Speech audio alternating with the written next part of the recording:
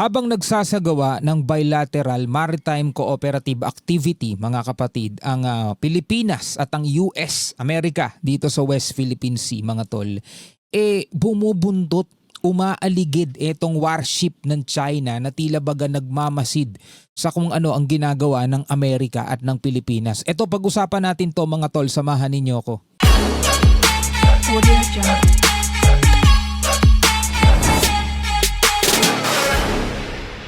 Alright, welcome ulit sa ating bagong video reaction, review, commentary, opinion, criticism at kung ano-ano pa. Tingnan nyo mga tola, iba ang nagiging galaw ng China kapag ang barko ng Pilipinas naglalayag na may kasamang ibang bansa. No, hindi tulad kapag ang Pilipinas naglalayag lang mag-isa dito ka sa karagatan, andiyan yung lalapit sila, andiyan yung magpapadala sila ng maraming barko, magpapalipad sila ng helicopter nila at paulit-ulit nila tayong i-radio challenge. Dito mga tol, since na meron tayong kasama, Big Brother, iba ang nagiging aksyon nila mga tol. Na tila baga nananansya sila, tinatansya nila mga tol kung tatalab ba sila o hindi. Nakamasid lang sila, nakabantay, umaaligid pero hindi sila magawang makalapit. No, eto, panoorin natin itong balita mula rito sa PTV Philippines. Mula sa BRP Antonio Luna ng Philippine Navy, pinalipad ang isang AW-109 naval helicopter. Kasabay nito ang sama-samang paglalayag ng mga barko ng Pilipinas at Estados Unidos. Hindi naman na lingid siguro sa ating kaalaman na ang Amerika at Pilipinas ay talagang ganito no? Ironclad nga ang tawag nila. Talagang matibay ang alyansa. No? Meron tayong MDT o yung Mutual Defense Treaty na if ever umatake ang mga kalaban, kahit na kanino mang bansa, is obligado yung isa na sumuporta. Meron tayong ganon mga tol. So, kapag ang Pilipinas naglalayag, nagpapatrolya at nagsasagawa ng mga activity dito sa West Philippine Sea, mga kapatid, nandiyan yung mga warship. Katulad na lamang nitong nangyari, nitong mga nakaraang linggo, isang warship ng Pilipinas ang tinapatan ng China ng 4 na barko. Pero syempre, hindi nagpadaig dyan ng barko ng Pilipinas. Hindi tayo nasindak. No? Talagang ipinagpatuloy pa rin natin yung ating misyon. Hindi nila tayo napaatras. Pero ngayon mga tol, hindi nila magawa yun kasi meron tayong kasamang barko Meron tayong kasamang kaalyado natin Bilang bahagi ng 2 araw na bilateral maritime cooperative activity sa West Philippine Sea, kasama ng BRP Antonio Luna ang 2 barko ng Philippine Coast Guard na 97-meter BRP Melchora Aquino at 44-meter BRP Capones. Hindi pa mga warship to mga tol, mga Coast Guard pa lang to. Nung nakaraan warship na natin yun yung Diego Silang ba yun? Diego Silang, warship na natin yun mga tol, tinapatan nila ng 4 na warship nila.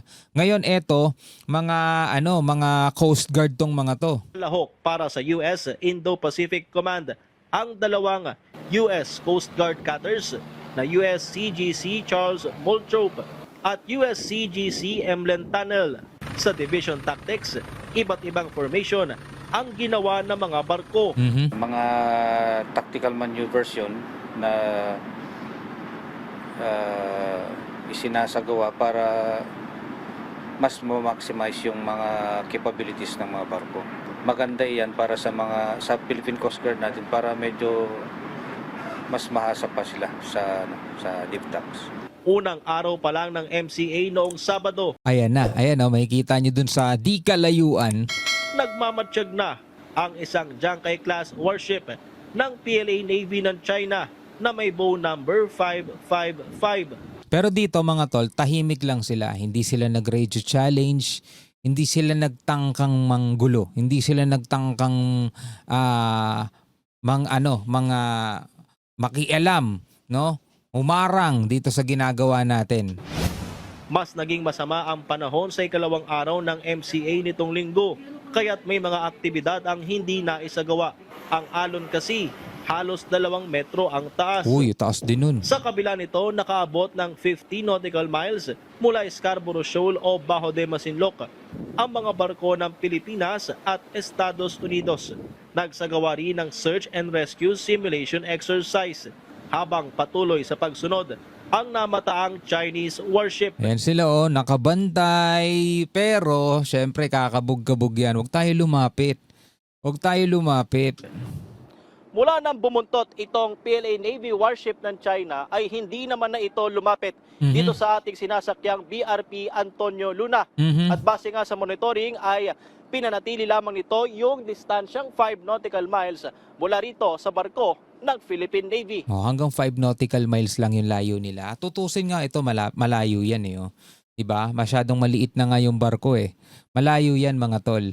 Pero tulad nga nung sinabi ko kanina, iba kasi ang pagtrato nila o iba ang nagiging attitude nila dito sa dagat. Nagiging masyado silang siga. Diba gano'n naman ang mga bully? Mga bulas.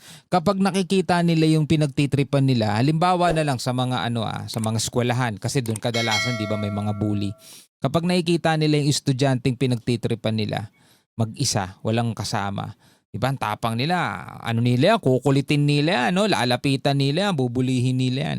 Pero yung mga bully na yan mga tol, takot din yan Takot din yan sa kapwa nila bully. Kapag nakita nila yung bansang yung estudyanteng binubuli nila may kasamang big brother o merong kasamang hindi nila kaya, 'di ba? Didistansya yan. Aatras yan. Hindi mo nalalapit yan. Pwedeng nagmamatsyag, pwedeng patingin-tingin lang mula sa malayo. Bad trip yan kasi hindi nila magawa yung nakasanayan nilang gawin. Which is mang-inis, mang-asar. Hindi nila magawa yung bagay na yun. 3 bang barko ng China Coast Guard ang nakapaligid sa exercise box. Hindi lang pala warship, may mga barko pa ng ng Coast Guard nila. Pero hindi nakaantala ang presensya ng mga barko ng China sa pagsasanay. Una lang sinabi ng Armed Wala silang magawa di ba? Urong mga buntot Forces of the Philippines na paigtingin ang pagpapatrolya sa Bajo de Masinloc. Kahit pa tinanggal na ng China ang floating platform na 3 linggong nanatili sa lugar. Ang BRP Antonio Luna ang isa sa mga asset ng Pilipinas na unang nakadiscover ito noong nakaraang buwan. During BMCA din yun with the US Coast Guard na kung saan nagpalipad kami ng helicopter doon sa BDN.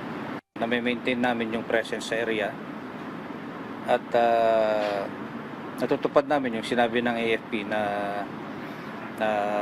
paigtingin pa yung pagpapatrol sa BDN. Sakay ng BRP Antonio Luna mula rito sa West Philippines. BRP Antonio Luna sinasakyan niya, warship din yan mga tol So may warship din at saka mga Coast Guard natin at kasama ang Coast Guard din ng US mga tol. Maganda yung mga ganitong bilateral maritime cooperative activity na ginagawa ng Pilipinas at saka ng US kasi dito na-exercise natin yung ating rights, yung ating karapatan na maglayag ng malaya dito naman sa sarili rin nating bakuran, sa sarili nating karagatan. Bagamat nandiyan yung mga nang aangkin, bagamat nandiyan yung mga gustong kumuha, gustong manakop nitong mga area na to, maganda yung mga ganitong may kasama ang Pilipinas. Ang problema kasi, sinanay natin sila sa mahabang panahon Sinanay natin sila nitong nakaraang administrasyon, di ba? Nakipagkaibigan tayo ng husto sa kanila pero wala rin naman tayong napala. Nasanay sila na ganyan lang tayo. Pero pag mga ganitong may mga kasama tayo, nasanay din sila na hindi sila uubra.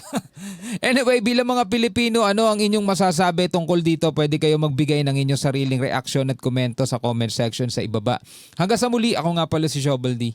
Peace out.